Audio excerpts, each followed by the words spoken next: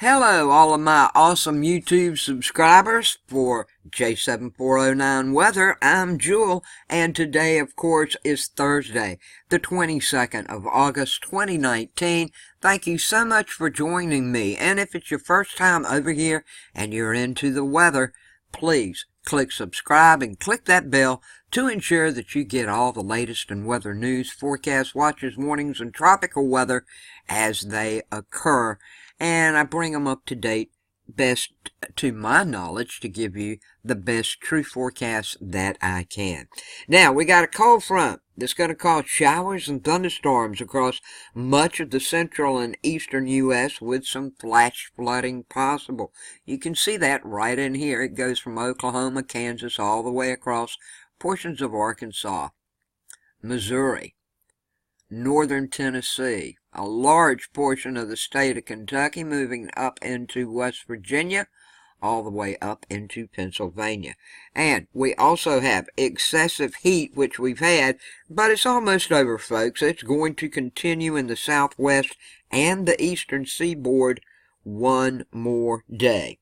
We got fire weather conditions that are critical today for parts of the Intermountain West area also. Now, what is causing this weather? Let me explain it as quickly and as briefly as I can so you know what's going on. First of all, this is the NAM map. This map is what should actually happen in places over the next 3.5 days.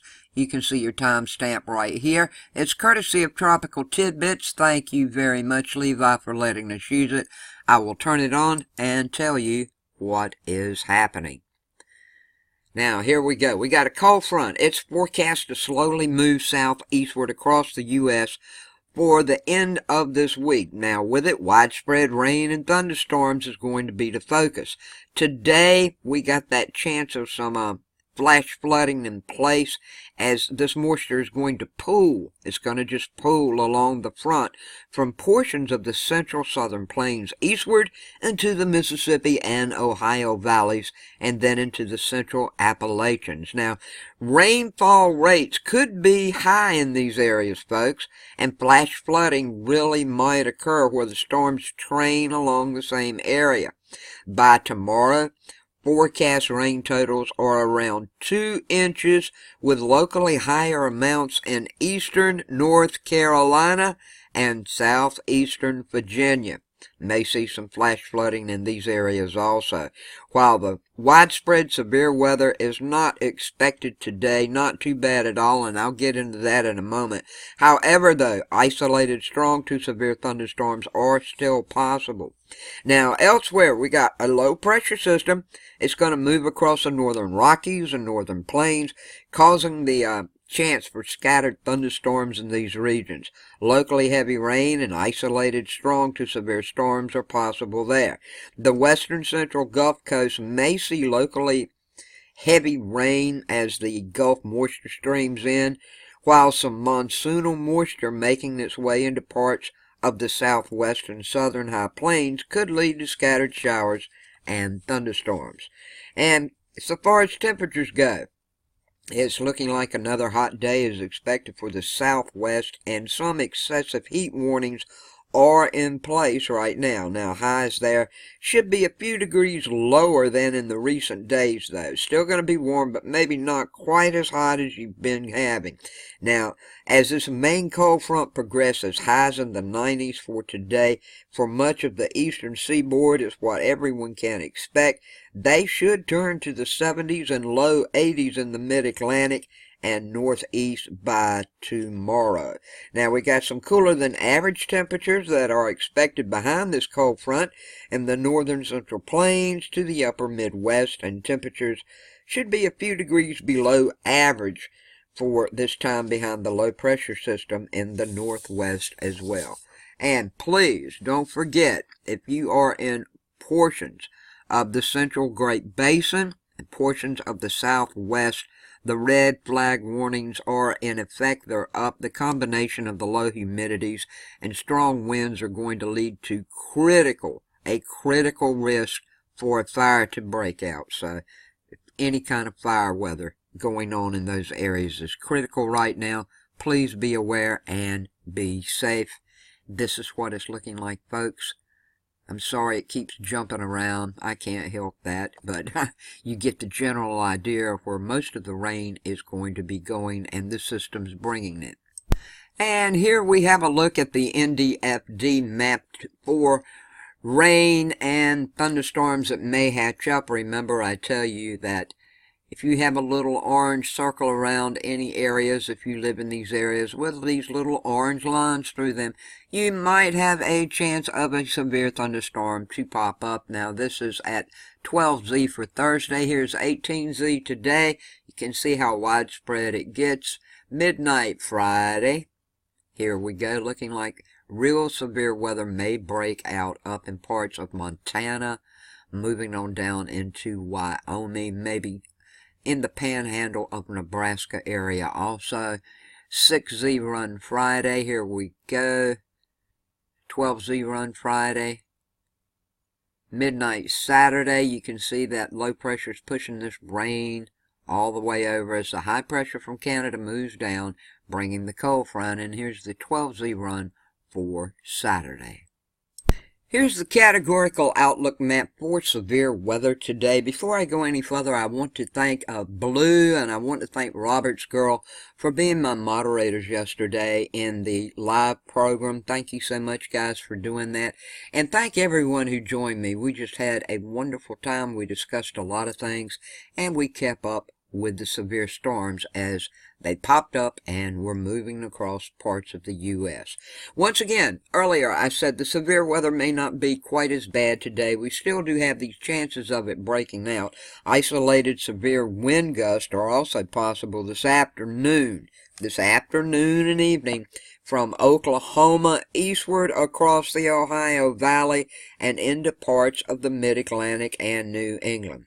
Now, hail and maybe a little bit high winds, some high gust of winds could occur, occasionally reaching the severe levels. They're also going to be possible over the central and northern high plains area, as you can see here. Chance of tornado is nothing today. Look at this, less than 2%. That is such a wonderful thing for everyone. So far as the wind goes, that wind chance, it has this 5% chance of becoming severe if you happen to be in some of these thunderstorms that roll across your area. So far as the hail, it's still low today, and that's a wonderful thing. It's mostly in parts of Arkansas, a little bit of southwestern Missouri, a large portion of Oklahoma, and a little bit of Kansas. Also, it moves up into parts of Colorado, Wyoming, up into Montana, and just a little up north and South Dakota. Now, as we wrap this up, we're over at the National Hurricane Center from Florida, and this is the Atlantic and the Gulf, everything going on. I'm not going to go into a great detail about this, that, or the other.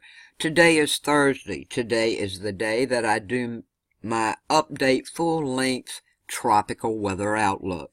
Stay tuned for that. It'll be coming up sometime later this evening. I will have it out with all the details. I do want to stress to everyone, though, just because you see something on a GFS map doesn't mean it's going to happen, doesn't mean it will not happen. It could or it couldn't. These models don't always run in sync together, so you've got to remember that. I will keep you up to date and stress on points I think need stressing on. Okay, Chantel's just going to fizzle out after a while, not too long from now, I'd say in the next few days.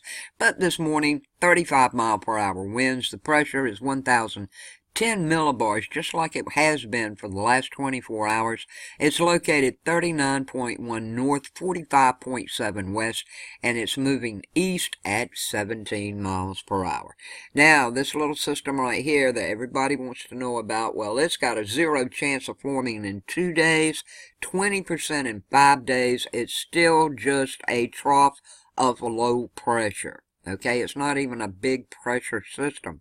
Low pressure system like we get up in the regular states. It's just a trough of low pressure at the moment, and it's located over the central northwestern Bahamas. It is producing disorganized showers and thunderstorms. Some slow development is possible by this weekend or early next week, while this system moves northwestward toward the Florida Peninsula at around 5 to 10 miles per hour. Then it turns northeastward off the southeastern coast of the United States. And I think it's probably going to go up like this,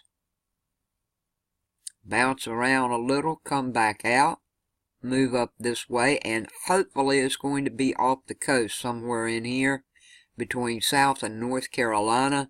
It may form a little better, but we do have a huge low system that is going to be showing up soon up in here. I think at this point everybody now can take a breath.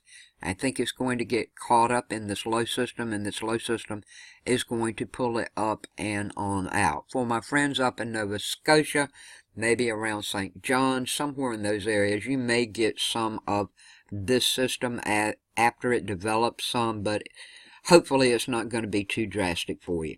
That's what I think. That's what it's looking like to me. I'll pass it on along, and don't forget I'll have an up-to-date tropical update later this evening. So, have a good day, a safe day, a blessed day. Thank you so much for watching. I love you all. Please, please be safe wherever you are and whatever you do. Wishing everyone good weather, peace, love, and kindness to all. Thank you so much for watching.